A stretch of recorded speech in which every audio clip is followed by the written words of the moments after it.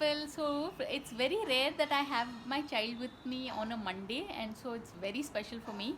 So I was thinking I should also get my tiny 7-year-old to, there are these certain channels that your children's channels have like 14 million subscribers and 1.4 million views and things like that. So apparently there's this one channel known as Gaming Beaver that is really good. And why is the Gaming Beaver channel good?